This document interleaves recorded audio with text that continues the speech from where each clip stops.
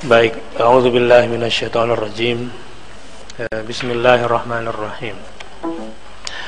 Subhanaka la ilma lana illa ma 'allamtana innaka antal alimul hakim.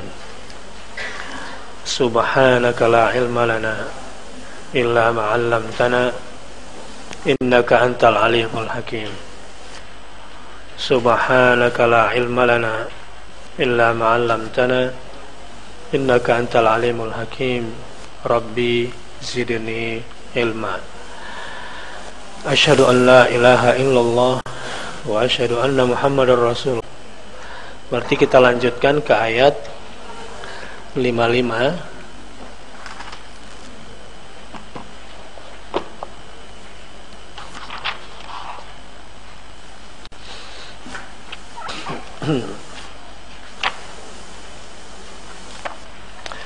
A'udzu billahi as-sami'il 'alim minasy syaithanir rajim. Bismillahirrahmanirrahim.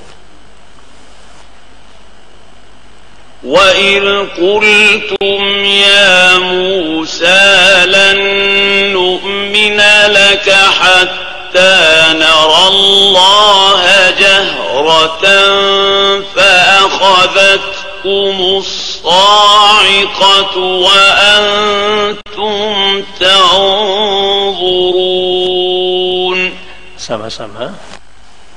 Wa idh qultum ya Musa lan nu'mina laka hatta nara Allaha jahratan fa akhadhatkumus sa'iqatu wa antum tanzurun.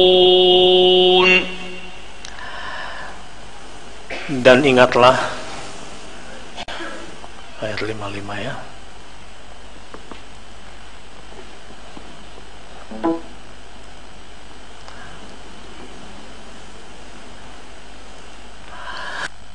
Dan ingatlah ketika kamu berkata,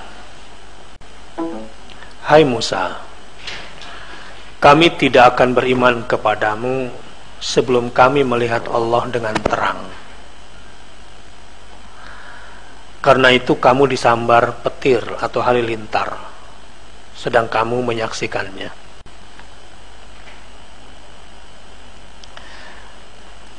Jadi ayat ini menggambarkan sikap melampaui batasnya Bani Israel yang mau beriman kepada risalah Musa setelah mereka bisa melihat Allah dengan jelas, dengan matanya. Apa yang terjadi setelah itu? Allah kemudian sedikit memperingatkan mereka dengan mendatangkan halilintar. Dan sebagian mereka melihat peristiwa ini ketika menimpa sahabatnya.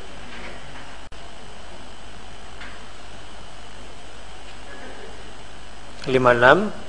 Tsumma ba'asnakum min ba'di mautikum la'allakum tashkurun. Sama-sama. Tsumma ba'asnakum min ba'di mautikum la'allakum tashkurun. Setelah itu kami bangkitkan kamu sesudah kamu mati, supaya kamu bersyukur. Jadi ketika mereka disambar halilintar, mereka pun mati, betul-betul mati.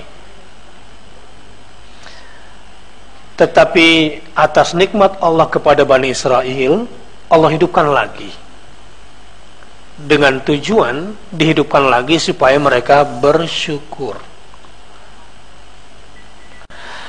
Jadi kita masih dalam tema nikmat Allah kepada Bani Israel. Saya ingin bertanya pada Anda, dari kurang ajar, disambar halilintar, harusnya kalau sudah mati gara-gara kurang ajar, Jadi neraka kan?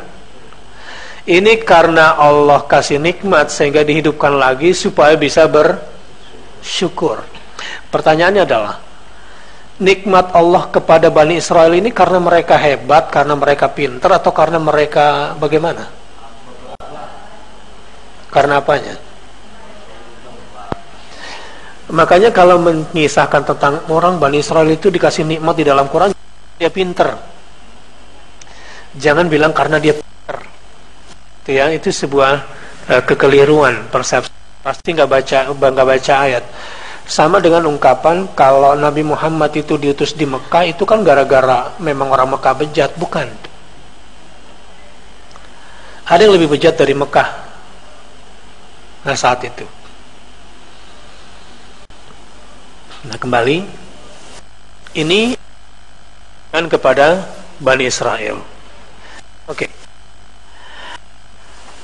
Kita coba baca tafsir Ibnu Katsirnya secara ringkas. Saya akan bacakan dan langsung saya bantu untuk mengambilkan sari-sari tadaburnya.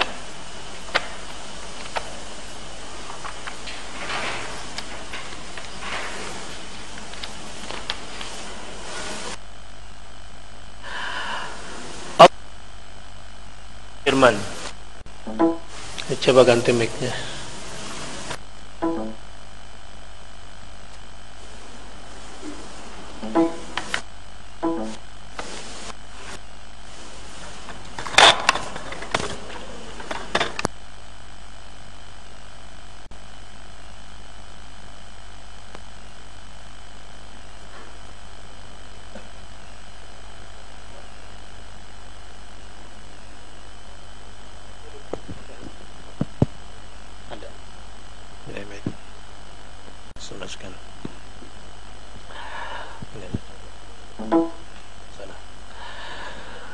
Kita coba baca tafsir Ibnu Katsir. Saya bacakan sekilas perlahan-lahan supaya bisa diikuti. Allah Azza wa Jalla berfirman, wahai Bani Israel, ingatlah nikmatku yang telah aku anugerahkan kepada kalian, yaitu ketika aku membangkitkan kalian setelah peristiwa datangnya petir. Ini informasi sejarah yang Bani Israel biasanya menyembunyikan ini. Jadi Bani Israel itu banyak menyembunyikan peristiwa-peristiwa memalukan, tetapi Al-Quran bermaksud membongkar ini bukan untuk mempermalukan, tetapi Quran ini berfungsi sebagai musaddiqal lima baina yadaihi, membenarkan apa yang ada di tangan mereka yang umumnya sudah disembunyikan isinya oleh para petinggi-petinggi agama mereka.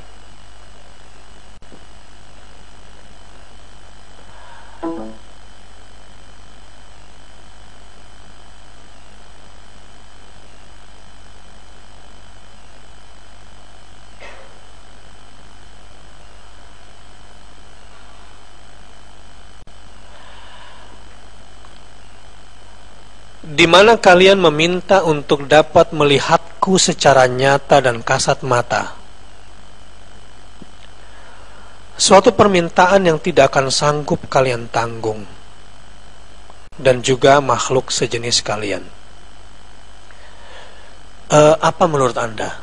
Minta melihat Allah dengan jelas.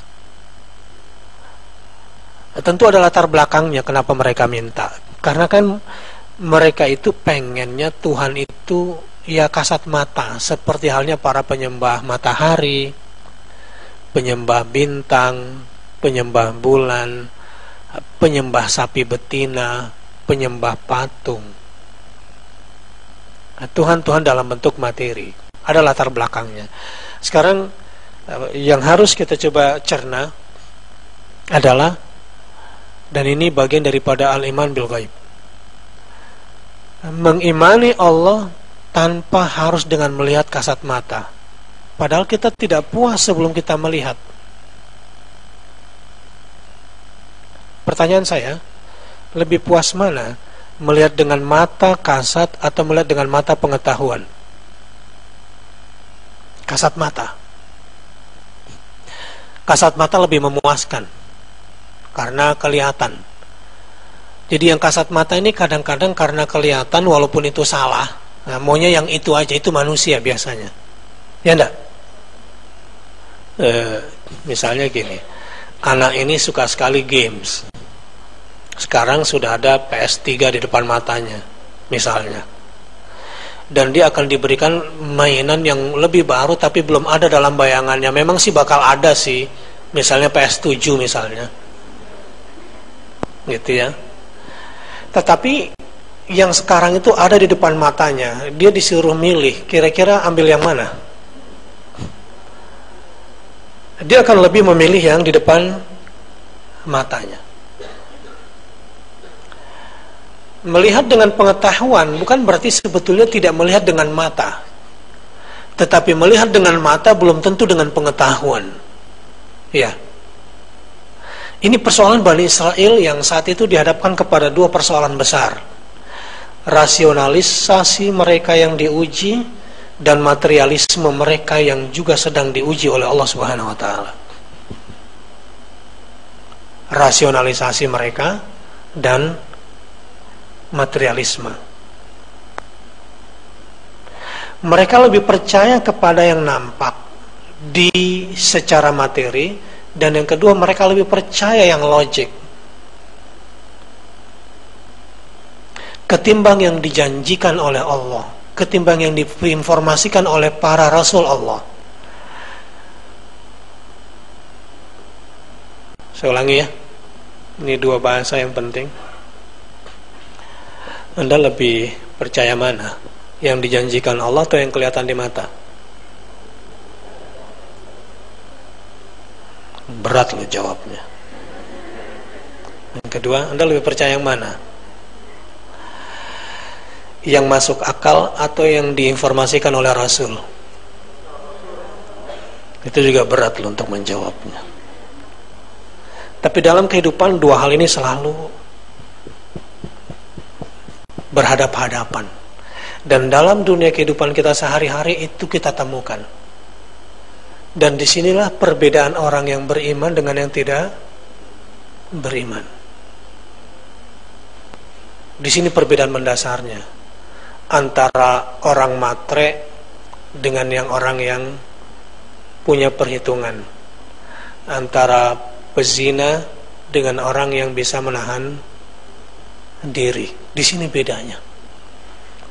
Di sini perbedaan antara orang jenius dengan orang yang lemah akal. Di sini persoalannya.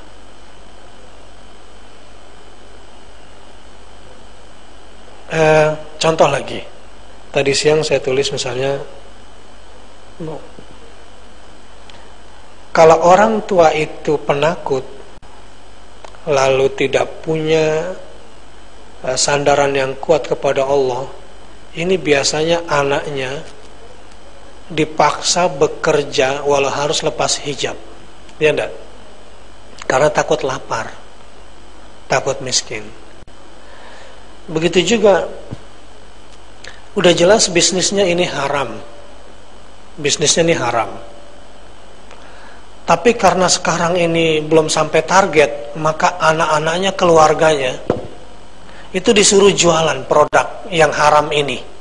Saya nggak ingin sebutkan definisinya. Kan banyak kan produk-produk moneter atau finance, apalah, insurance yang haram misalnya. Karena deadline dan belum sampai, biasanya anaknya yang berhijab, menantunya yang ustadz juga disuruh jualan itu. Kalau dia sudah takut lapar, takut miskin, kalau bukan sandaran kepada Allah Subhanahu wa taala. Jadi dalam kehidupan ini sering terjadi. Celakanya adalah kalau pemimpin negeri ini yang pengecut, penakut begitu, wah repot. Jadi dicari pemimpin yang memiliki keberanian dengan kejujuran tauhid tentunya, dan tawakal kepada Allah Subhanahu wa taala.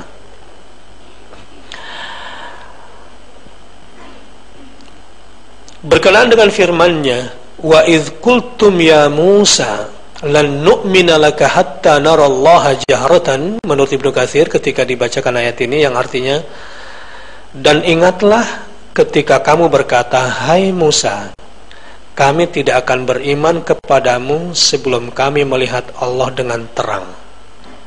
Ibnu Jurayj meriwayatkan dari Ibnu Abbas, artinya melihatnya secara jelas atau kasat mata. Jadi yang dimaksud dengan narallaha jahratan di sini melihat dengan kasat mata, bukan dengan mata pengetahuan. Kalau Anda melihat Allah enggak sekarang?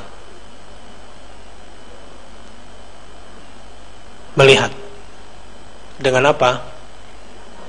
Dengan mata ainul basirah, dengan mata keyakinan. Keyakinan itu adalah hakikat dari sebuah pengetahuan. Berat ya menerimanya ya. Saya buatkan.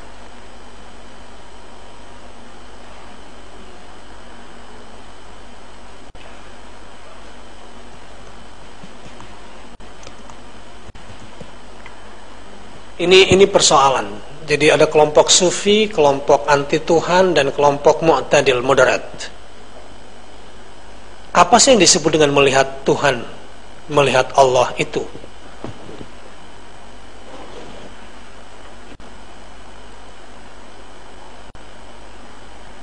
Di dalam akidah ada rumusan. Ada rumusan tentang melihat Allah.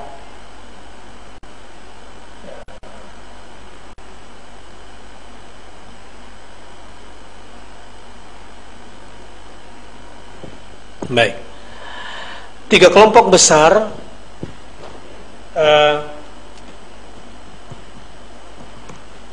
orang filsafat biasanya mengawang-awang bicara tentang Tuhan, dia definisikan sendiri. Kemudian materialisme, sebetulnya filsafat materialisme juga ada. Maksud saya di sini apa ya? Kaum musyrik lah kira-kira, ya.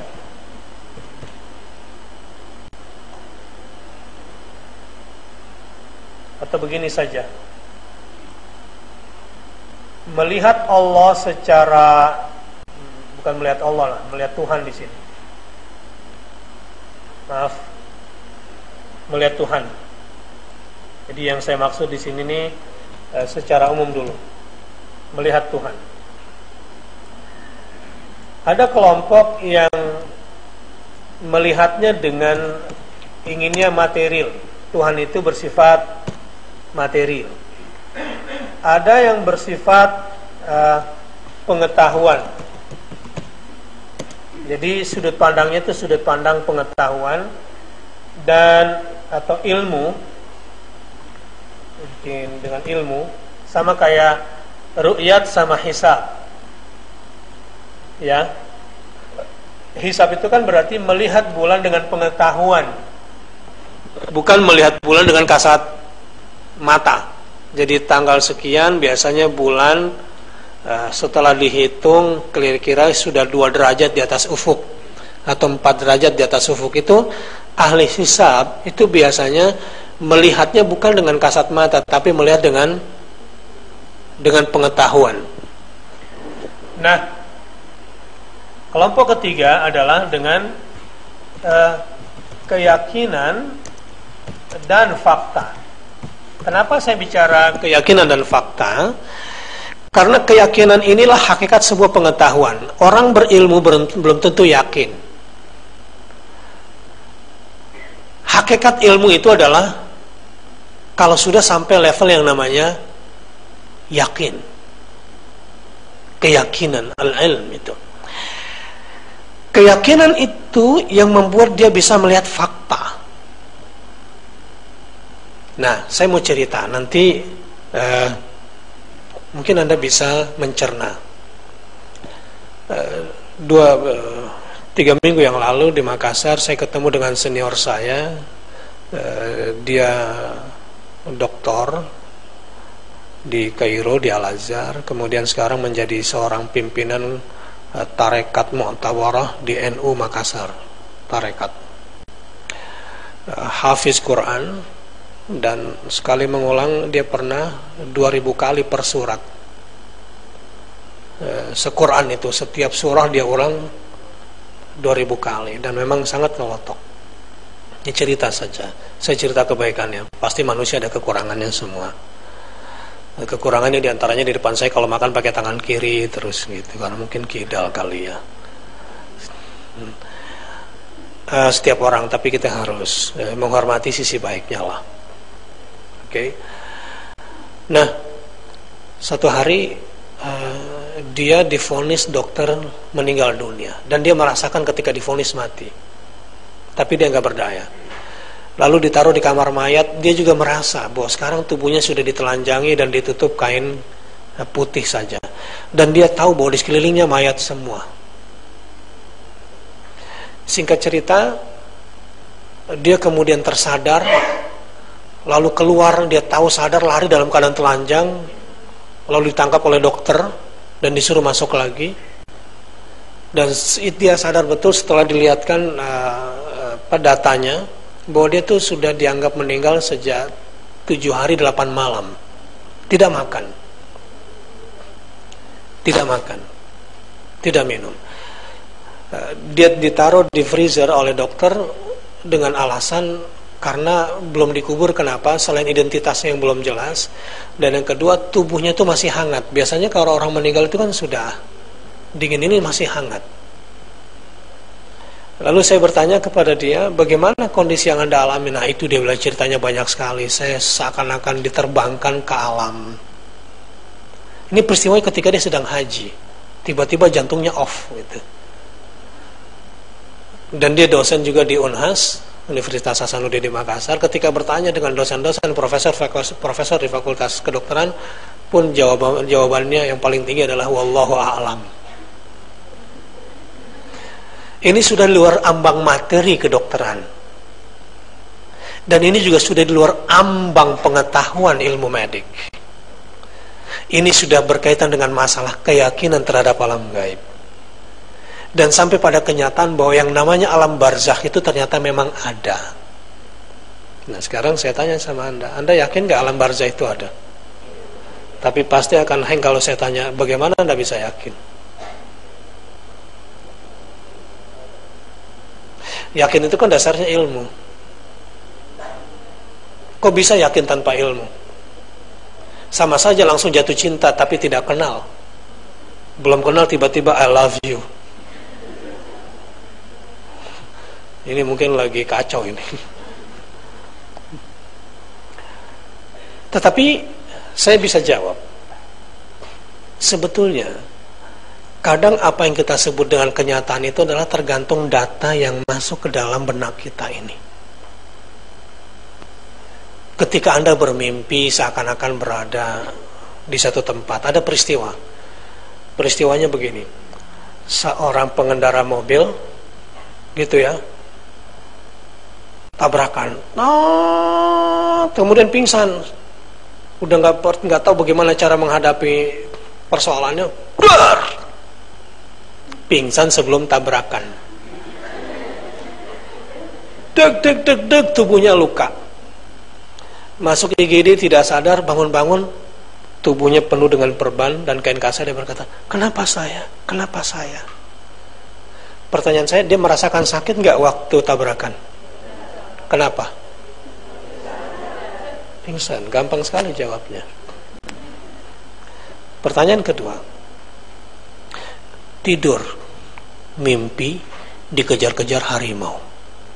Dalam mimpi takut, lari, terengah-engah, lari, loncat kiri kanan, naik pohon dikejar, turun lagi, masuk ke sungai, berenang, dijagain sama harimau, nyebrang lagi, ditarik kayak kolornya gitu kan, kena atas, sampai pada akhirnya setelah dia capek karena lelah, harimau pun loncat, digigit tangannya. Dia bangun, duduk dari kasurnya, terengah-engah dan merasakan sakit, padahal tidak lari dan tidak digigit. Kemudian dia pegang tangannya dan dia merasakan sakit, padahal dia tidak berada di TKP. Sementara yang di TKP tidak merasakan apa-apa. Fenomena apa ini?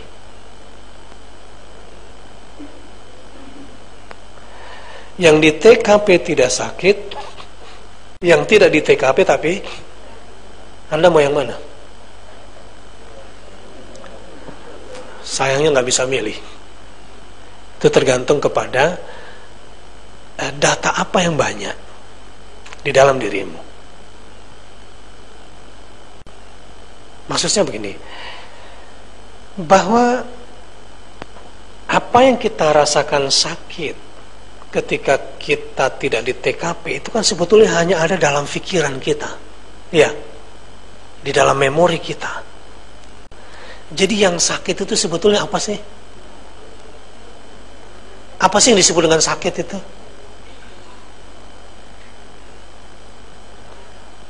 Orang dibakar, kemudian syaraf, pembuluh syarafnya sudah hangus, terbakar, itu kebal kan? Jadi apa sih yang disebut dengan sakit? Saya juga nggak tahu sih, cuma nanya-nanya aja. Saya ingin mengajak Anda coba keluar, masuk pada alam keyakinan bahwa situasi itu ada.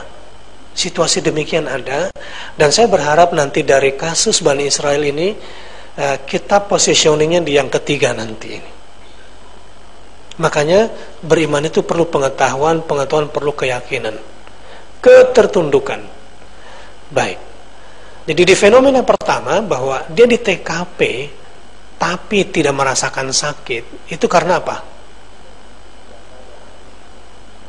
Oke, tidak sadar. Tidak sadar berarti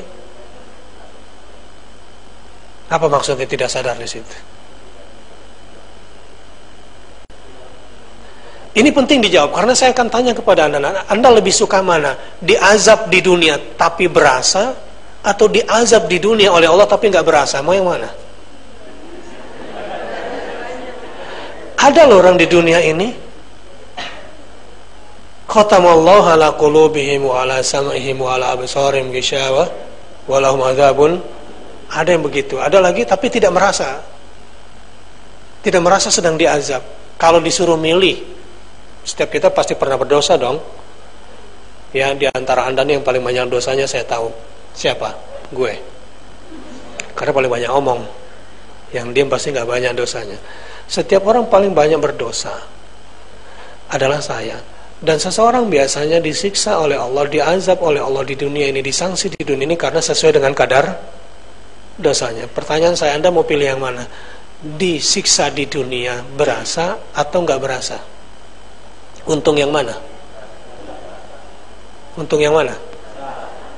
Untung berasa lah ya. Karena kalau kita diazab berasa, kita bisa segera bertobat. Jadi ya, siapa yang sedang sakit, siapa yang sedang difitnah, siapa yang sedang menderita, ya aman lah. Yang parah itu kalau tidak diberikan daya rasa itu oleh Allah Subhanahu wa Ta'ala. Nah, ini contoh-contoh kasus. Saya coba buka cakrawala berfikirnya dulu. Itu keuntungannya nanti orang-orang yang sudah punya ilmu dan keyakinan yang benar. Kesimpulannya begini saja. Anda bakal yakin adanya Tuhan, Anda bakal tahu adanya surga dan neraka, Anda bakal mengerti bahwa alam barzah itu ada. Bagaimana nikmat dan azab kubur tergantung memori Anda. Apakah ada data tentang itu? Orang bule misalnya nggak yakin sama tahayul, ada mukena goyang-goyang, bermasalah nggak? Enggak. Gara-gara kita punya memori tentang adanya hantu karena kurang kreatif, ada goyang-goyang, dia bilang. Jadi sebetulnya hantu itu di mana? Jadi memorimu sendiri, pengalamanmu. Kenapa teman saya begitu menikmatinya? Saya berhusnuzon sama dia, ini ahlul Quran. Allah perlihatkan kepadanya satu alam yang dia yakini berdasarkan ilmunya, dan Allah beri kesempatan kepada dia untuk bisa mengunjunginya. Begitu pula daya rasa bertuhan. Daya rasa bertuhan itu setiap orang itu sudah diberikan oleh Allah sebetulnya.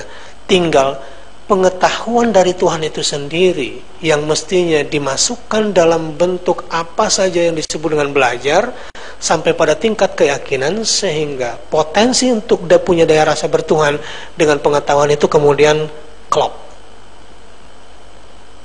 Maka pekerjaan besar setan adalah menutup telingamu supaya kamu tidak kenal siapa Tuhanmu.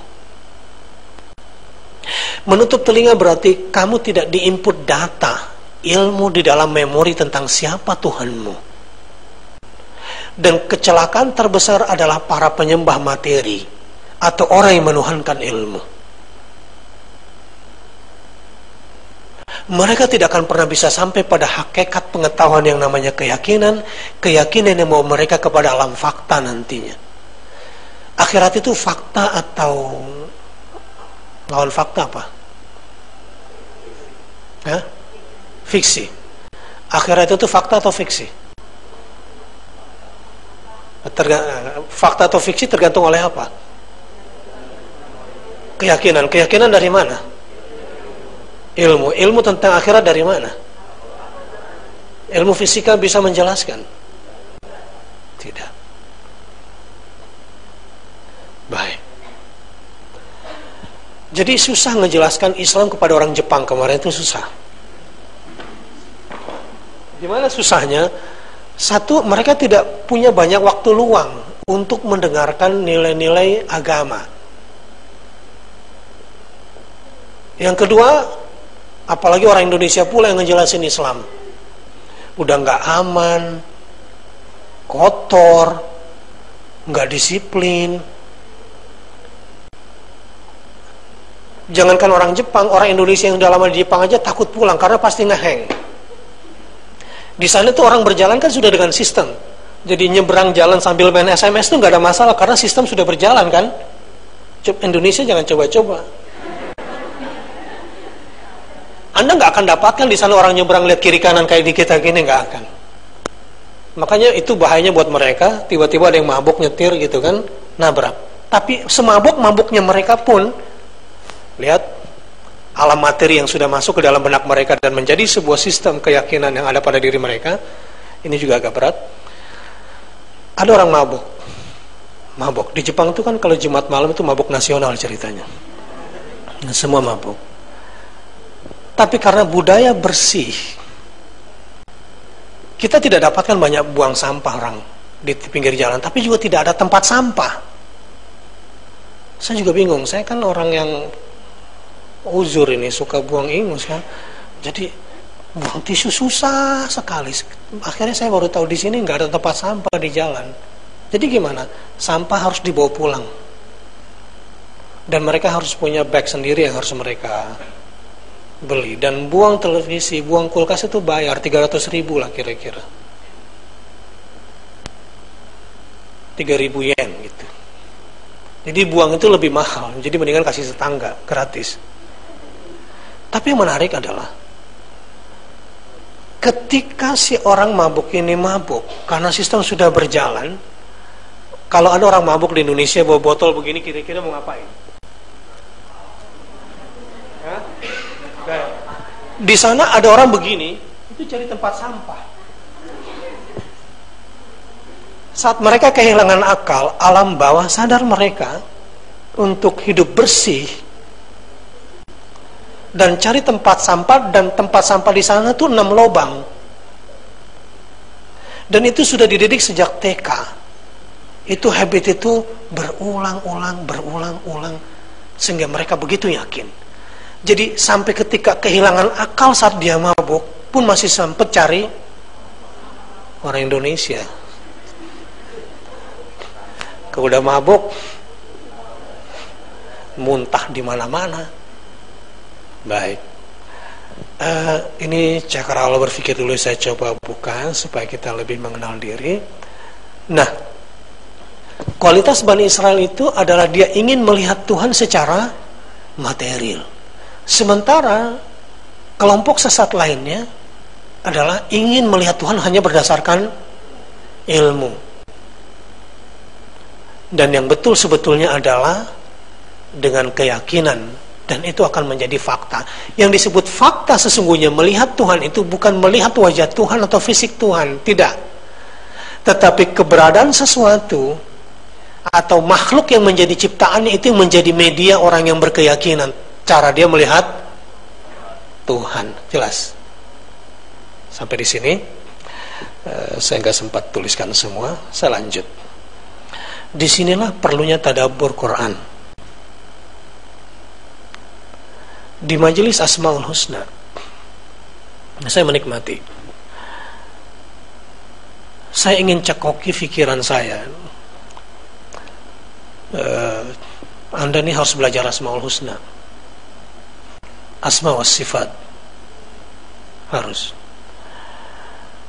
Saya cekoki pikiran saya agar hidup saya tidak mencari uang dan uang, walaupun saya butuh uang. Tapi jangan sampai uang itu menjadi dominan di depan mata. Berulang-ulang di kelas majelis Asmaul Husna, Mbak Heni, kita membahas satu ayat Rahmah 40 lebih, ayat Ar-Rahmah 30 lebih, ayat Rahman 20 lebih, ayat Rahim juga begitu. Sebetulnya ketika saya mengulang-ulang materi itu kepada jamaah supaya tahu persis di benaknya bahwa warahmati wasiat kulla syai', hidup untuk mencari rahmat itu harus betul-betul kental di depan mata, dan kalau perlu dia harus menggeser itu uang sehingga uang adalah bagian terkecil dari rahmat. Dan itu bukan pekerjaan mudah. Itu Bani Israel kelewatan. Itu Musa jengkel sekali. Bagaimana enggak jengkel? Baru saja mereka diloloskan dari kejaran Fir'aun, dan laut itu dibelah oleh Allah tanpa usaha. Kemudian Fir'aun dan bala tentaranya ditenggelamkan di depan mata, bukan karena usahanya. Ya kok pas sampai darat minta juga Musa, seru juga nih kalau Tuhan kelihatan kayak begini. Kalau lu yang jadi Musa kira-kira menghadapi Bani Israel begini, apa yang Anda lakukan?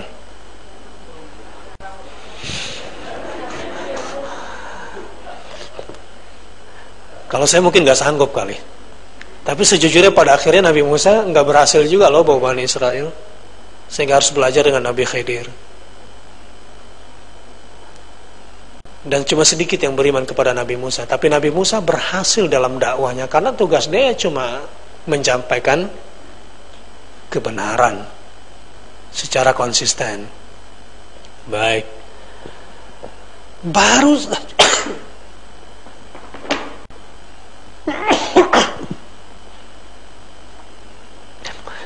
saja mereka diloloskan, udah minta dibuatkan Tuhan yang kelihatan. Dan dia minta lagi dalam perjalanannya. Ketika dia ngeyel sama Musa, sama seperti ulil kira-kira ngeyelnya gitu.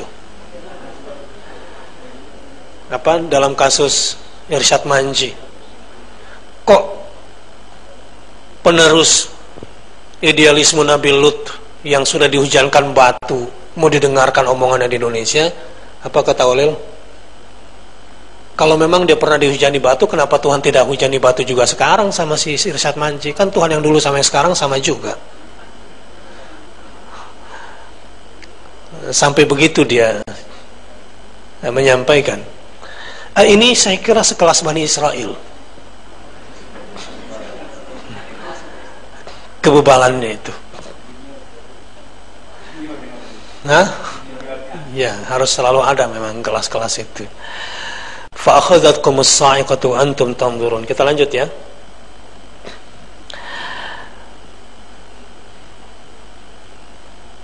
Abu Ja'far meriwayatkan dari Rabi' bin Anas bahwa mereka itulah 70 orang yang dipilih oleh Musa alaihissalam. Jadi kalau tidak salah dalam riwayat yang saya dengar dari Dr. Suwaidan, ada sekitar 60 atau 600 ribu Bani Israel yang ikut bersama Nabi Musa menyeberang Teluk Aqabah versinya Harun Yahya.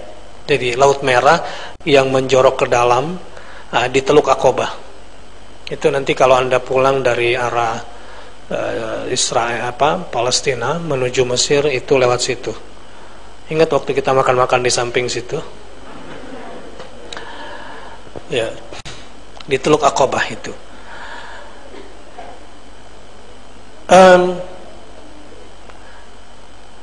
Jadi Bani Israel ini kan dari zaman Yusuf beranak pinak sampai zaman Musa alaihissalam. Lalu kemudian sekitar 60.000 lah kira-kira dibawa bersama Musa. Nah, untuk menerima wahyu Ten Commandment atau 10 wasiat Tuhan, Al-Wasaya Al-Ushar itu adalah 70 orang yang dipilih bersama Musa. Itu sahabat-sahabat terpilih bersama Musa alaihissalam untuk menerima wahyu. Nah, konon katanya orang yang fa'akhadhatkumus sa'iqah, yang meminta melihat Tuhan secara langsung itu, kan ceritanya begini. Nabi Musa naik ke atas Bukit Tursina. Mestinya perjalanan 30 malam dinasnya gitu kan. Karena malam ke-30 dia enggak puasa, akhirnya perjalanan dinasnya ditambah 10 lagi kan. Jadi 40. Nah, di bawah bilang, wah Nabi kok bohong gitu. Ini umat yang gak sabar sama nabinya ini, wah Nabi kok bohong. Ya memang saat itu kan gak ada SMS, susah kan. Gak bisa pasang toa gitu, halo gue terlambat nih gitu, enggak. Karena gak sabar, mereka akhirnya kan menyembah anak lembu kan. Nah, negosiasi ketika Nabi Musa turun, mereka bilang, oke, saya mau terima Tuhan yang kamu anggap Tuhan itu, kalau kami bisa melihat dia secara langsung, sebab dia sudah bisa melihat bahwa ya ini al-ijal, ini asnam, patung-patung ada. Sekarang Tuhanmu bisa nggak perlihatkan secara kasat mata? Ini menurut Abu Ja'far. Jadi dari Rabi' bin Anas bahwa mereka itulah 70 orang yang dipilih oleh Musa alaihissalam. Mereka berjalan bersama Musa hingga akhirnya mereka mendengar sebuah firman, maka mereka pun berkata, "Lan nu'mina laka hatta narallaha jahratan." Kami tidak akan beriman kepadamu sebelum kami melihat Allah dengan nyata. Kemudian lanjut Rabi' bin Anas, mereka mendengar suara yang menyambar dan mereka pun mati. Marwan bin Al-Hakam mengatakan dalam pidato yang disampaikannya dari atas mimbar di Makkah, ini nama yang paling tidak disukai oleh Syiah,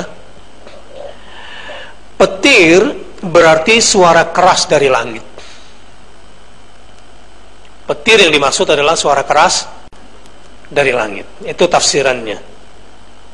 As-sa'iqah, suara keras dari langit. Mengenai firman-Nya fa'akhadhatkumus sa'iqah, karena itu kamu disambar as-sa'iqah. As-Suddi mengatakan as-sa'iqah berarti api. Sa'iqah itu adalah api. Ya, saya pikir ya kilat, petir atau petir yang mengandung api itu saya kira sesuatu yang berdekatan semuanya. Dan mengenai firman Allah wa antum tanzurun, ya, sedang kamu fa'akhadhatkumus sa'iqatu wa antum tanzurun, yang artinya wa antum tanzurun artinya sedang kamu menyaksikannya. Di sini sedang kamu menyaksikannya. Ditafsirkan, Urwah bin Ruwaim mengatakan, sebagian dari mereka ada yang disambar petir dan sebagian lainnya menyaksikan peristiwa tersebut. Kemudian sebagian dari mereka dibangkitkan dan sebagian lainnya disambar petir bergantian. Saya ulangi ya. Peristiwa yang terjadi dalam riwayat yang sahih, ini susah ngarang ceritanya dan kita harus nyontek memang. Urwah bin Ruwaim mengatakan, sebagian dari mereka ada yang disambar petir dan sebagian lainnya menyaksikan peristiwa tersebut. Kemudian setelah itu, sebagian dari mereka dibangkitkan, yang tadi disambar, kemudian dibangkitkan. Yang melihat disambar petir, yang tadi belum kena. Kan yang pertama ada yang kesambar petir, yang satu menyaksikan. Nah, yang kedua yang disambar dibangkitkan, yang ngelihat. Berarti nggak dihidupin lagi yang kedua ini nasibnya. Jadi kelompok kedua ini dimatikan, yang dibangkitkan itu untuk melihat supaya bersyukur bahwa temannya memang sudah mati disambar Petir itu dahsyat banget gak sih? Itu material banget gak? Itu sebetulnya sebuah percontohan yang sangat-sangat konkret sekali. Kalau nggak bersyukur kelewatan nggak itu? Halo, saya coba tangkap suasananya. Kok bisa ya nggak beriman, nggak bersyukur? Dua kelompok, satu disambar petir, ini menyaksikan. Ini dibangkitkan, yang ini disambar petir. Dan ini menyaksikan temannya itu disambar petir. Jadi mestinya bagaimana syukurnya?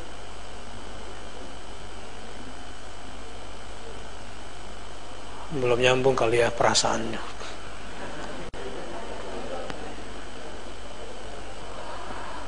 Anda berjalan di sebuah gedung yang belum selesai dan ada ujung besi yang kemudian tiba-tiba Anda lewat dan Anda kemudian ngeles, alhamdulillah selamat, dan yang di belakang Anda nancep di sininya, di matanya. Anda bilang apa yang selamat? Alhamdulillah, alhamdulillah, alhamdulillah. Jadi mestinya kesyukurannya itu, dan itulah suasananya yang begitu, suasana yang digambarkan di dalam riwayat itu. Sampai kira-kira apa ya, semedok itulah kisahnya. Kalau sampai nggak bersyukur juga, ini kelewatan sebetulnya. Lanjut.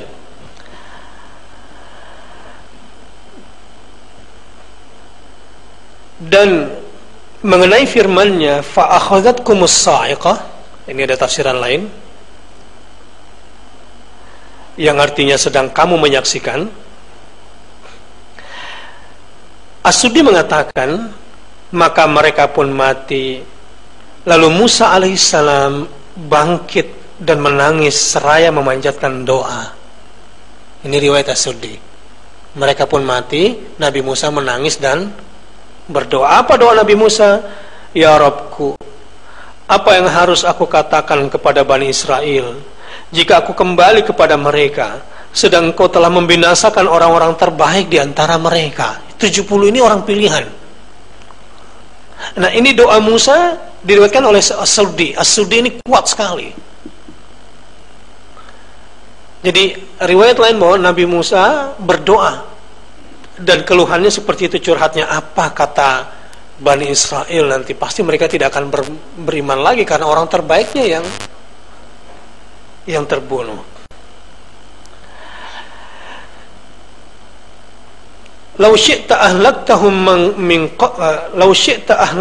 min qabl wa iyaya atuhlikuna bima fa'ala as-sufaha'u minna.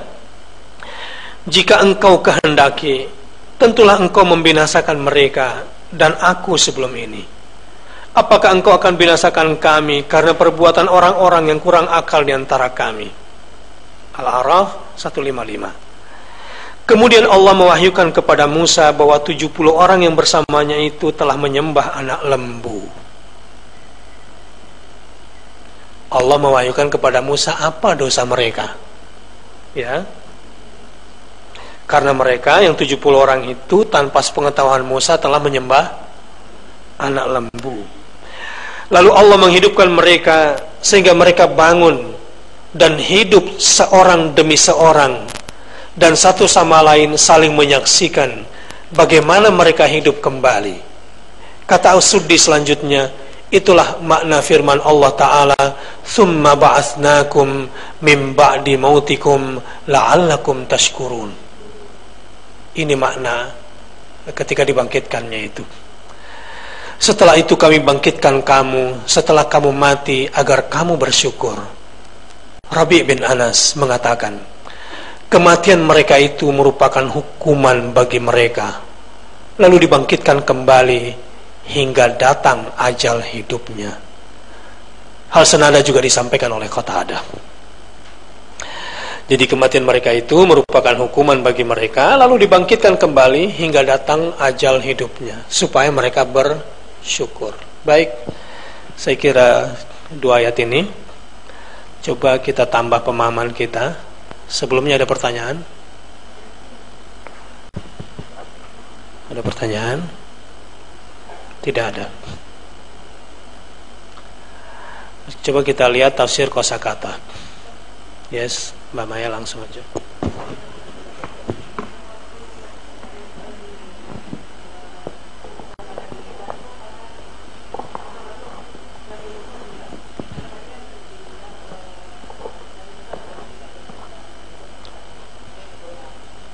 Nabi Musa dibangkitkan kembali. Kayaknya nggak gitu, Mbak.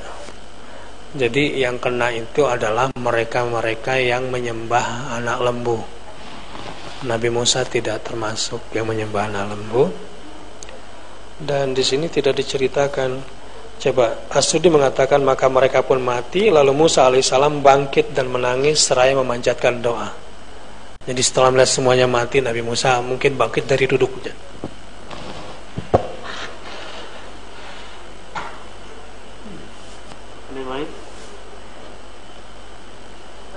Ya. Dalam kematian itu kan ada baca sakratul maut. Iya. Iya. Nah, konteks sakratul maut itu kan kaitan dengan malaikat Israil. Kemudian nanti mereka kan berinteraksi sama goibiyah itulah hal yang goib. Bagaimana pengaruh kegoiban mereka bisa langsung katanya ketika orang sakratul maut melihat malaikat? Apakah kaitan dengan tempat yang tadi jelaskan mereka ada orang kejadian tabrakan terus tidak sadar, setelah sadar dia otomatis apa kematian itu sesuai dengan proses sakratul maut melihat malaikat tapi hati tidak ada itu kalau mati nggak ada rasa lagi. SOP kematian saya kira secara prosedural itu tidak akan pernah dilanggar oleh para malaikat. Kita yakini seperti itu. Tapi bagaimana bentuknya ini ada special case. Ya, ada kasus-kasus yang khusus, spesial. Sama halnya misalnya ketika kita memahami wahyu, ada Al-Quran, ada hadis qudsi, ada hadis. Ada yang melalui malaikat Jibril, ada yang tidak melalui malaikat Jibril. Ada yang memang harus melalui malaikat Israel, mungkin ada yang langsung dari Allah Subhanahu wa taala. Wallahu a'lam bishawab. Jadi agak-agak rumit pertanyaannya, saya nggak bisa jawab sebetulnya. Tapi kita meyakini aja adalah bahwa SOP-nya pasti berjalan itu. Ditambah ada kasus-kasus tertentu. Wallahu a'lam bishawab. Ini tanya sama ahli ghaib nanti. Ada yang lain? Tidak ada. Oke, sekarang kita coba mengambil hikmah sebagian, walaupun sebagiannya sudah kita sampaikan. Coba saya bacakan renungannya. Di sini tidak ada tafsir Quran bil Quran. Kemahasempurnaan Khalik tidak mungkin bisa diterima makhluk dengan keterbatasannya. Itu sama seperti meletakkan benda yang besar dan berat pada wadah yang kecil dan mudah pecah. Satu-satunya jalan untuk mengenal Allah adalah melalui tanda. Indra manusia, bahkan pikiran dan hatinya, hanya mampu menampung sedikit saja dari tanda-tandanya.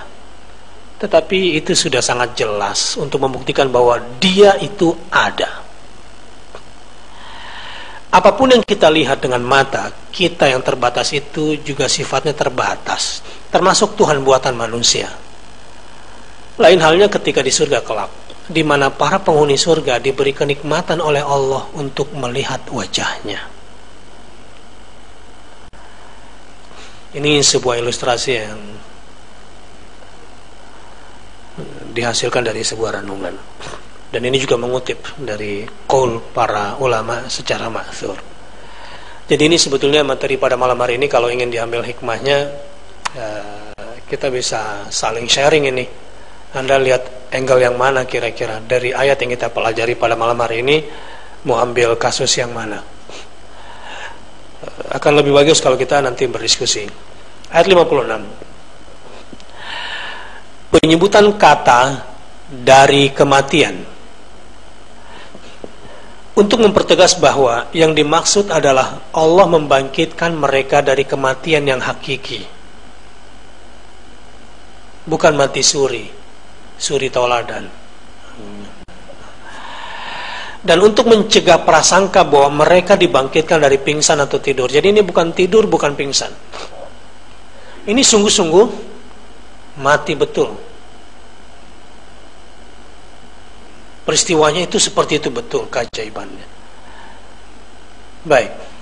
Sekarang hikmah apa yang bisa Anda ambil dari ayat ini? Lihat, ada berapa poin-poin penting di ayat ini?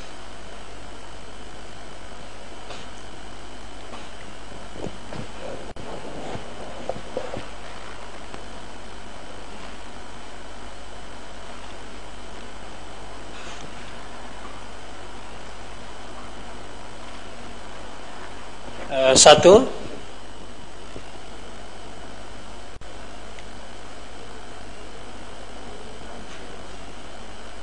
apa? Allah mengingatkan Bani Israel tentang tantangannya yang ingin melihat Allah secara terang, secara jelas. Yang kedua, karenanya mereka disambar petir. Dan yang ketiga, dan mereka menyaksikannya. Kira-kira inti pesannya yang mana nih? Nikmat Allah ini di mana posisinya?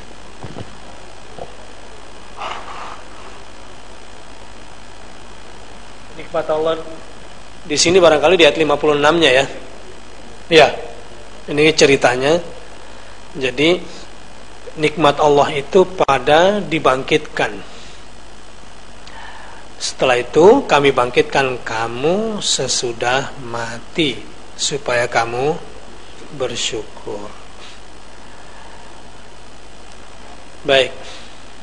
Ini hikmah pentingnya. Ada di sini yang mestinya jadi orang mati? Anda mungkin pernah kecelakaan. Anda mungkin pernah mengalami peristiwa berat yang seharusnya Anda adalah sudah ada. Nah, gimana ceritanya? Silakan cerita. Gimana ceritanya?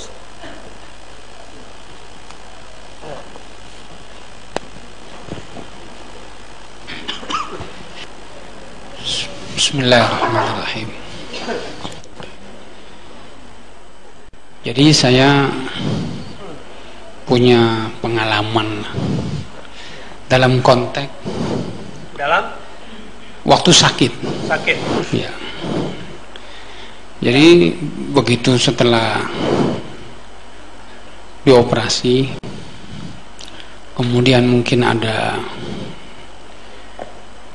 ya tindakan-tindakan dari yang kurang pas ya, ada yang nggak dilaksanakan mungkin. Guntingnya tersimpan di perut atau gimana? Bukan. Artinya sudah selesai semua. Sudah selesai. Iya. Kemudian beberapa hari kemudian itu,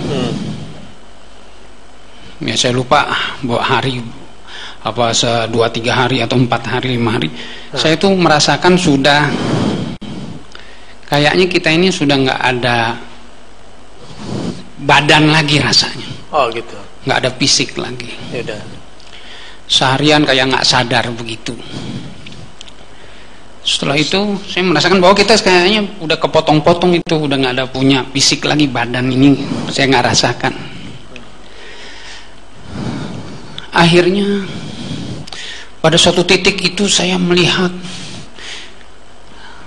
kayaknya saya sudah merasakan, wah ini sudah ya begitulah.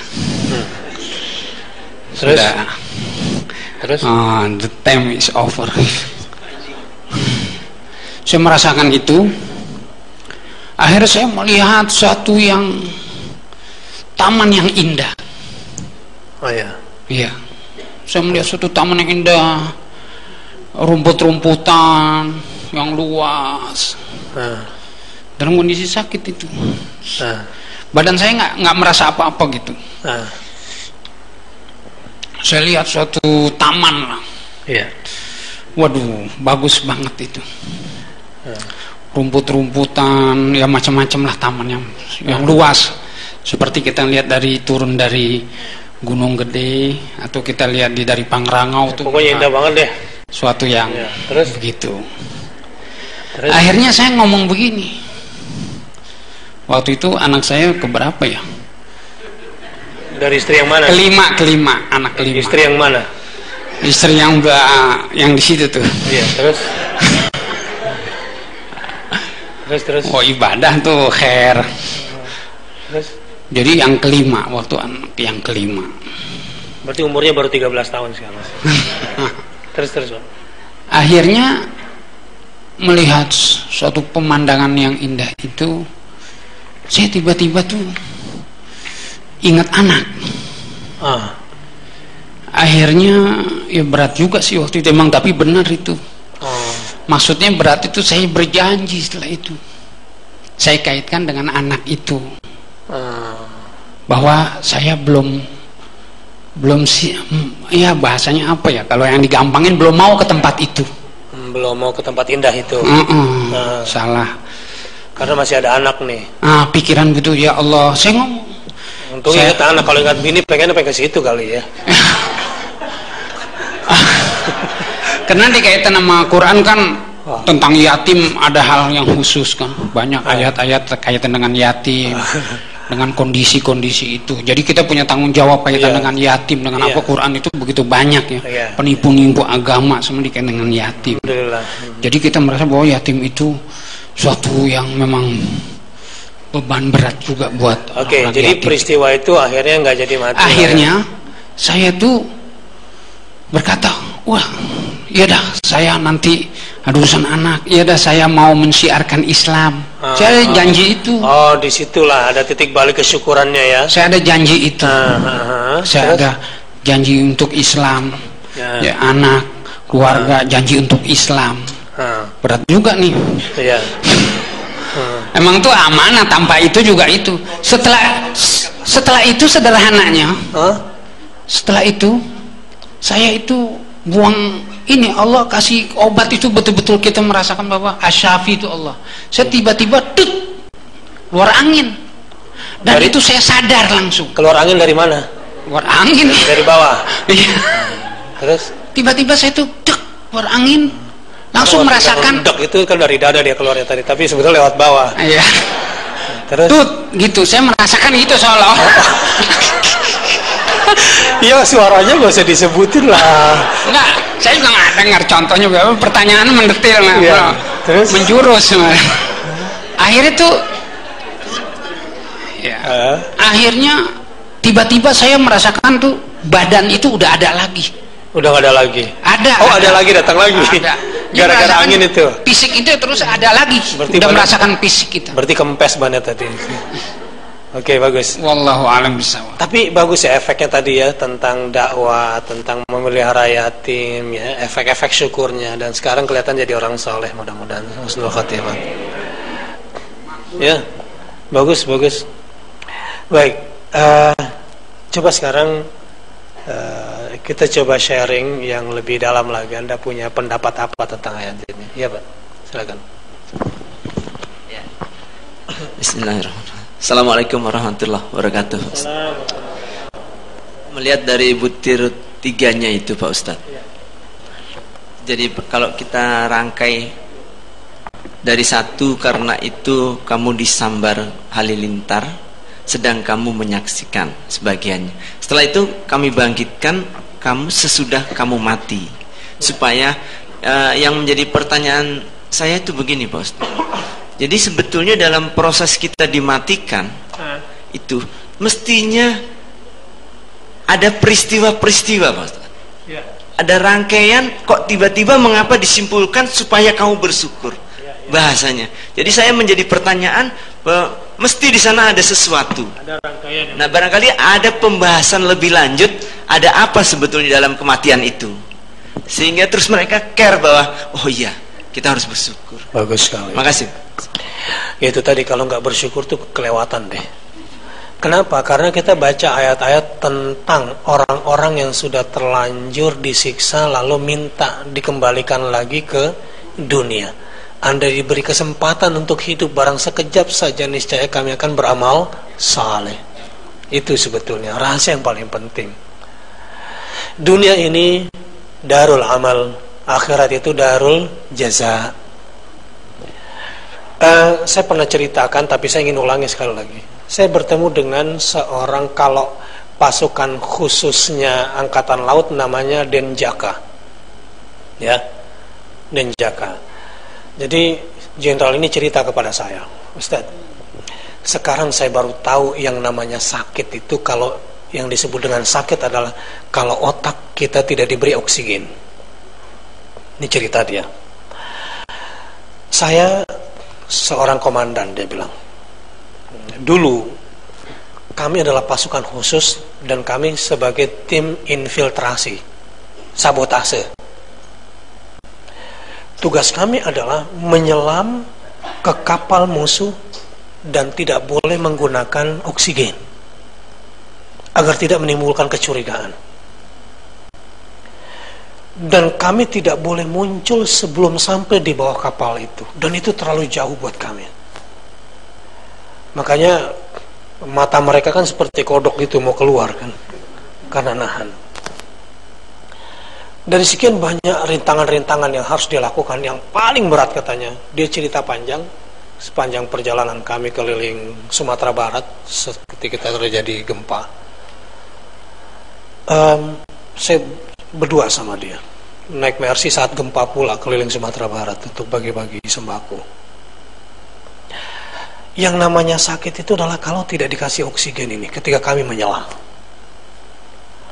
Saya tidak membayangkan ketika digambarkan oleh Rasulullah SAW bahwa ketika kita melempar benda untuk sampai kepada neraka itu butuh waktu 70 tahun. 70 tahun. Bahkan gelegak apinya saja kita akan mengerang, berteriak ketakutan. Itu neraka itu. Dan saya yakin selama 70 tahun kita dilempar melayang-layang itu tidak akan ada oksigen. 70 tahun lamanya. Dan itu berarti 1000 tahun dunia dikali 70. Jadi 70.000 tahun tanpa oksigen. Jadi gambaran wa futihat abwabuha. Anda bisa bayangkan neraka itu yang sejak sekarang sudah penuh sesak dengan hidrogen.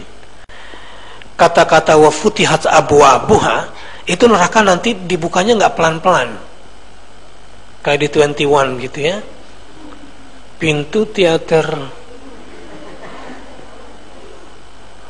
Nah, itu nanti suasananya dengan mungkin dentumannya melebihi nuklir, atau 7 kali nuklir, atau 70.000 nuklir. Karena itu dibuka tiba-tiba dan dentumannya akan menerbangkan hingga berkeping-keping orang yang akan dimasukkan ke dalamnya.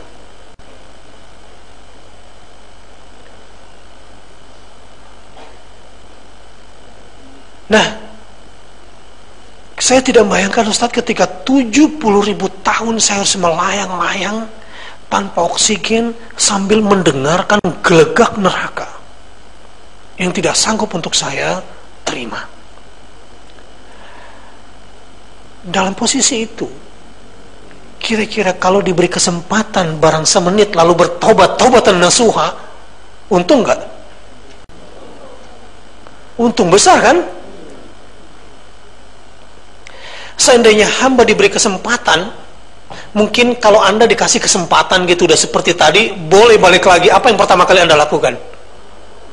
Taubatan nasuha adalah ketika semua dosa-dosa yang pernah kita lakukan didaur ulang menjadi pahala semuanya. Setelah itu kita akan berhati-hati menjalani hidup. Begitu kan? Nah, itulah bentuk kesyukurannya. Hikmahnya seperti itu. Nah, bercerita tentang mati, setiap kita sebetulnya punya pengalaman mati setiap malam. Ya enggak? Makanya bangun tidur doanya apa? Alhamdulillahilladzi ahyana ba'dama amatana wa ilaihin nusyur. Segala puja dan puji bagimu ya Allah, yang telah hidupkan aku kembali dari mati kecilku Bahkan itu bisa menjadi mati besar. Bayangkan Anda tidur, jangankan plafon jatuh, kecoa jalan aja Anda nggak tahu kan. Apalagi ada tarantula di sini. Anda bisa sadari itu? Tidak.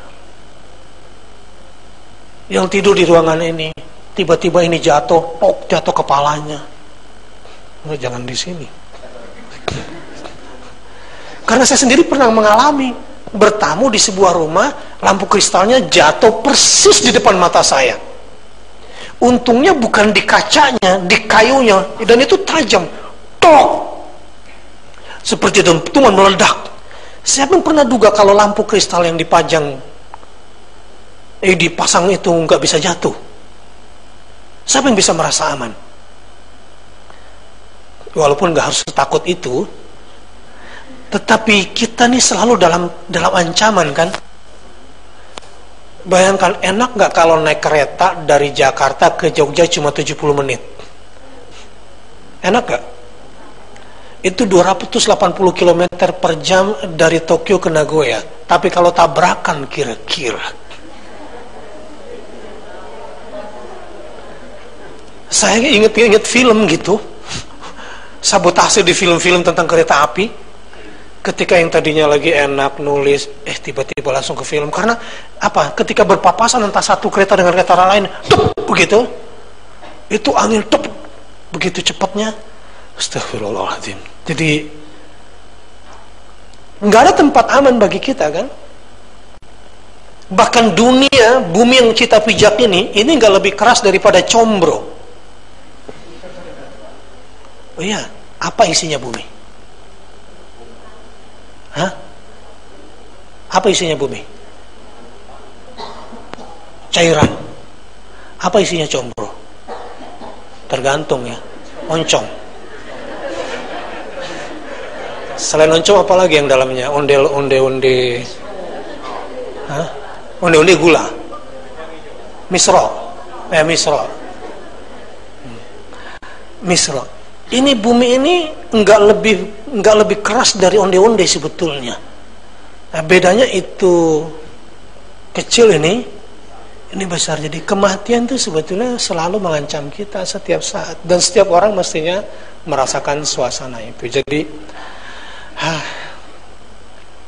ketika kita dibangkitkan setiap hari bisa hidup lagi, mestinya setelah Anda membaca alhamdulillahillazi ahyana ba'dama amatana wa ilaihin nusyur, pekerjaan apa yang seharusnya kita lakukan setelah bangun tidur dari mati itu? Setelah bersyukur kemudian taubat.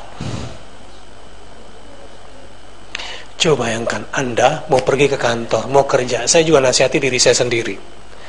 Bayangkan, Anda kalau keluar rumah nih, sudah alhamdulillahilladzi ahyana ba'da ma amatana wa ilaihin nusyur, kemudian salat subuh berjamaah. Sebelum keluar rumah, taubat dulu. Taubatan nasuha, bersih nggak? Beban ringan nggak di sini? Ringan. Malapetaka nggak akan datang. Jadi yang menyebabkan hidup ini banyak musibah, ini banyak malapetaka, itu dosa-dosa yang ada di dalam. Nah, dosa yang ada di dalam dada ini, di dalam jiwa ini, inilah magnetic power yang menyebabkan datangnya banyak malapetaka, banyaknya bencana, banyaknya musibah. Sekarang kalau kita sebelum keluar rumah sudah mulainya dengan bersyukur, more than positive thinking kan, itu kan bersyukur ya, juga positive mind dan positive life, ditambah lagi dengan bertobat, gimana kira-kira menjalani hidup? Wah, lapang sekali hidup ini. Jadi nasihat saya pada diri saya sendiri dan kepada kita semua, mulai besok setelah kita dimatikan lalu dibangkitkan, bersyukurlah kepada Allah. Lalu langkah kedua, bertobatlah. Sekarang bayangkan, sesudah bertobat, mengisi hari dimatikan lagi. Kalau Anda pernah dimatikan seperti Bani Israel, apa yang bakal Anda lakukan setelah Anda bersyukur dan setelah Anda bertobat? Apa yang akan Anda lakukan? Seperti digambarkan dalam Al-Quran, seandainya aku diberi kesempatan hidup sekali lagi ya Allah, maka aku akan beramal saleh. Sungguh, Ini sebuah pesan kehidupan yang sangat konkret. Ini yang sering saya bilang di dalam doktrin saya sendiri. Bagi saya, hidup adalah membawa pesan dari balik kematian. Hidup bukan soal bagaimana seni menjalani hidup, tapi hidup adalah membawa pesan dari balik kematian. Tsumma ba'atsnakum min ba'di mautikum la'allakum tashkurun. Subhanallah walhamdulillah wala ilaha illallah wallahu akbar. Barang siapa yang memulai hari dengan 3 ini, bersyukur, taubatan nasuha, kemudian beramal saleh dengan 4 sarapan pagi. Apa 4 sarapan paginya, masih ingat? Sholat subuh berjamaah. 2, zikir pagi. 3, tilawatul Quran. 4, sholat 2 rakaat pada waktu syuruk. Itu best of the best breakfast. Wah, ini ilmu trainingnya udah lengkap sebetulnya. Anda akan full power. Jadi siapapun Anda dengan persoalan Anda pada malam hari ini, termasuk saya, siapapun Anda dengan ujian yang sedang Anda hadapi, lihat beban-beban hidup, ujian-ujian yang sedang Anda jalani, penyakit yang mendera Anda, mana yang lebih menakutkan dibanding kematian? Ada? Tidak ada. Yang lebih besar dari semuanya adalah kematian. Tapi ada orang menjalani hidup berdasarkan pesan indah dari balik kematiannya. Sungguh orang ini selalu terlahir kembali, hidup lagi, dan selalu baru hidupnya. Hidup selalu baru. Anda akan menjadi orang yang selalu penuh gairah tiap hari. Anda tidak akan bosan dengan rutinitas, dan Anda tidak akan pernah berkata, I don't like Monday. Sebab hidupmu selalu baru. Dari mana itu semua? Data di memorimu. Kita kembali ke cerita awal tentang melihat Tuhan, perjumpaan dengan Allah. Faman kana yarju liqa'a rabbih falyamal amalan salihan wa la yusyrik bi'ibadati rabbih ahada.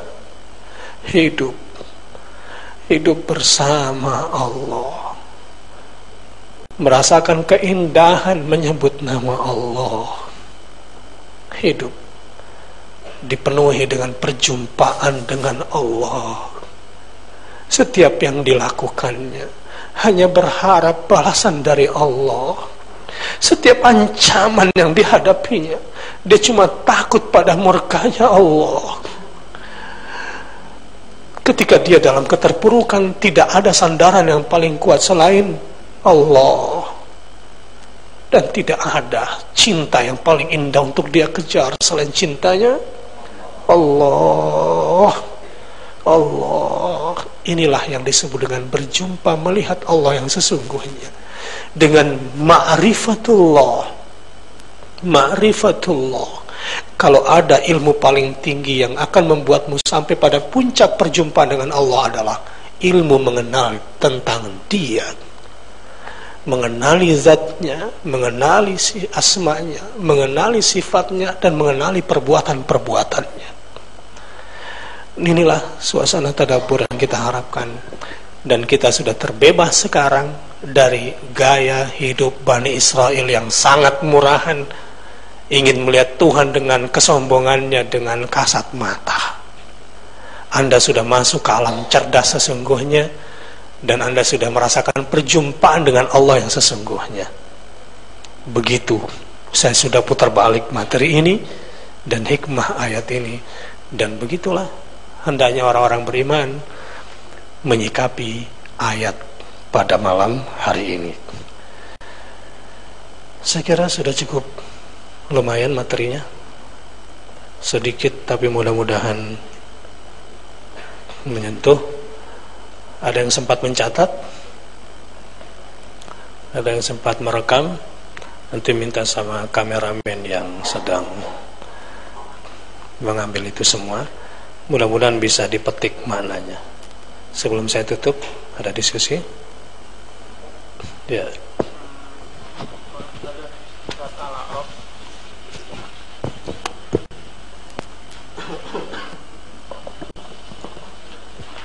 Kalau kita lihat surat Al-A'raf ayat 143, Nabi Musa juga pernah meminta kepada Allah untuk menampakkan wujudnya.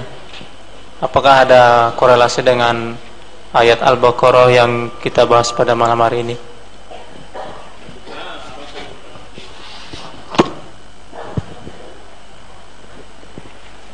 ولما جاء موسى لميقاتنا وكلمه ربه قال رب أرني أنظر إليك قال لن تراني ولكن انظر إلى الجبل فإن استقر مكانه فسوف تراني فلما تجلى ربه للجبل جعله دكا وخر موسى صعقا فلما أفاق قال سبحانك تبت إليك وأنا أول المؤمنين. Baik, sebuah pertanyaan cerdas. Ini sangat kuat korelasinya. Ini ayat juga sekaligus menjawab bagaimana keyakinan yang menuju kepada fakta bisa melihat Allah. Ini contoh konkret. Terima kasih atas komentar dan dikaitkan ke ayat ini. Dan tatkala Musa datang untuk munajat dengan kami pada waktu yang telah kami tentukan, ini miqatina, itu kisahnya berkaitan. Pada malam di mana dijanjikan akan diturunkan al-wasaya al-ashar itu tadi, Taurat. Dan Tuhan telah berfirman langsung kepadanya. Jadi salah satu gelar Nabi Musa adalah Kalimullah, yang paling sering diajak bicara langsung oleh Allah. Berkatalah Musa, "Ya Tuhanku, nampakkanlah diri Engkau kepadaku, agar aku dapat melihat kepada Engkau." Permohonan Musa di sini berbeda dengan kesombongan Bani Israel. Jadi Musa itu meyakini keagungan kebesaran Tuhannya, dan Musa itu sangat taat pada Tuhannya, dan ungkapan Musa ini menggambarkan tentang kecintaan Musa kepada Tuhannya. Sehingga boleh nggak melihat langsung begitu kira-kira? Ini kemanusiaan Musa, manusiawinya kita. Beda halnya dengan kesombongan Bani Israel. Kalau memang benar-benar Tuhan itu ada, coba tunjukkan, kami mau lihat langsung. Kan beda nih konteksnya. Tetapi ini memang berkaitan kisahnya. Ini kisah Musa di atas bukit Tur di daerah Sinai. Yang orang percaya sih Sinai itu di daerah Mesir sekarang. Tapi namanya sudah ganti, bukan Sinai lagi yang terkenal, Saint Catherine.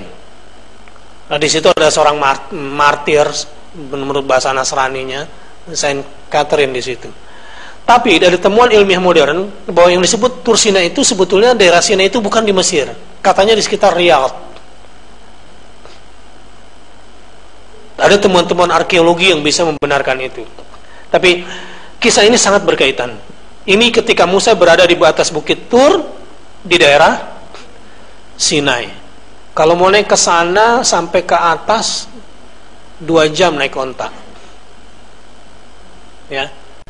malam-malam, hampir 3 jam naik onta gitu. Jadi kalau perempuan bermalam-malam sama onta tuh bareng-bareng. Turun-turun ibu-ibu nanya, kamu positif nggak? Kenapa? Semalaman gue sama onta gini aja. 3 jam. Itu candaan ibu-ibu ketika kita turun dari Bukit Tursina. Terpisah, saya juga nggak tahu, istri saya gelap-gelap di depan. Jadi seandainya diapa-apain sama orang itu, kita nggak tahu juga tuh, gelap. Istri saya teriak, Bi, mana nih? Saya pegang senter di sini hadir. Itu 3 jam lah. Nah, turunnya bisa lebih cepat kalau guling-gulingan.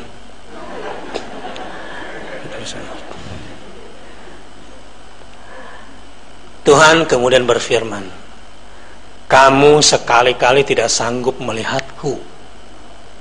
Allah, seandainya Allah tampakkan, jangankan Allah, digambarkan oleh Ibnu Qayyim al-Jauziyah, seandainya Quran itu menampakkan cahayanya yang asli, akan robek semua cahaya yang ada di muka bumi dan akan robek semua mata. Allah nur samawati wal ard. Allah lah sumber semua cahaya langit dan bumi. Keluar rumah, lihat matahari siang-siang, hadapkan langsung 5 menit aja. Bagaimana dengan matamu?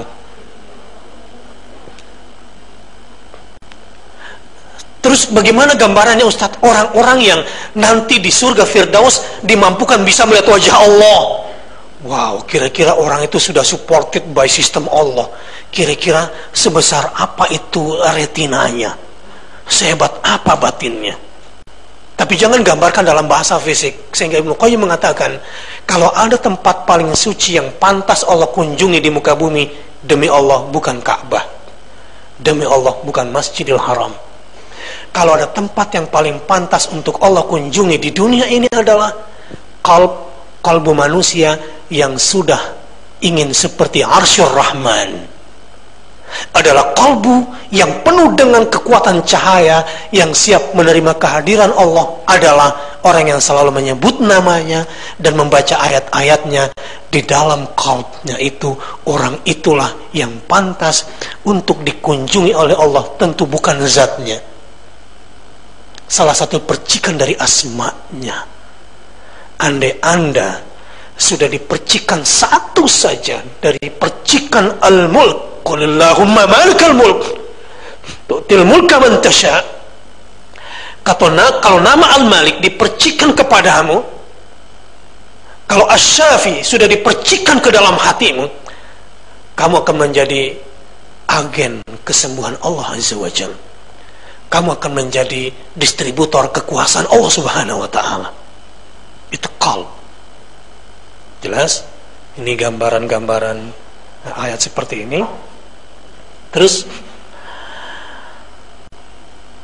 kamu sekali-kali tidak akan dapat melihatku. Nah, Nabi Musa alaihissalam kemudian diminta untuk bersifat rasional dan fisik di sini oleh Allah Subhanahu wa ta'ala. Tapi lihatlah ke bukit itu. Maka jika ia tetap di tempatnya sebagai sedia kala, niscaya kamu dapat melihatku. Tatkala Tuhannya menampakkan diri kepada gunung itu, dijadikannya gunung itu hancur luluh, dan Musa pun jatuh pingsan. Lau anzalna hadzal Qur'an ala jabalin la ra'aitahu khashi'an mutasaddian min khasyatillah. Seandainya satu ayat diturunkan ke gunung itu meledak gunung, saking takutnya kepada Allah Subhanahu wa ta'ala. Tapi alhamdulillah, hati di dalam diri Anda semua yang tadabbur Quran mudah-mudahan sudah dilunakkan oleh Allah Subhanahu wa ta'ala, sehingga siap menerima 1 atau 2 ayat pada malam hari ini. Itu sudah cahaya yang luar biasa. Nggak meledak maksud saya. Seandainya Anda batu dan tidak bisa menerima, langsung mungkin keluar dari sini. Maka setelah Musa sadar kembali, dia berkata, Maha suci Engkau, aku bertobat kepada Engkau, dan aku orang yang pertama-tama beriman. Di sini manusia merasakan, Musa alaihissalam merasakan kehadiran Tuhannya dengan meyakini pesan Tuhannya tentang gunung yang ada di tempatnya, yang pada akhirnya meledak itu. Artinya apa? Sebab-sebab fisikanya. Sebab-sebab fisika itu yang membuat Musa bisa meyakini wujud Tuhannya. Ini berarti betul ada Allah. Baik, saya kira itu kaitannya, dan saya sudah jelaskan pointer-pointernya. Mudah-mudahan bisa memperkuat materi. Kita tutup dengan doa kafaratul majelis. Subhanakallahumma wa bihamdika asyhadu an la ilaha illa anta nastaghfiruka wa natubu ilaik. Mudah-mudahan minggu depan kafenya sudah berfungsi. Jadi sudah bisa duduk enak di luar, karpet juga. Ini bagusnya lesehan gini aja, nggak usah pakai kursi ya. Tapi jangan ngompol. Takutnya terlalu serius nangis, nggak lewat sini, lewat bawah gitu ya. Untuk penyegar, mudah-mudahan ada manfaatnya. Mohon maaf atas semua khilaf dan salah. Aku qouli hadza wa astaghfirullah wa lakum. Wassalamualaikum warahmatullahi wabarakatuh.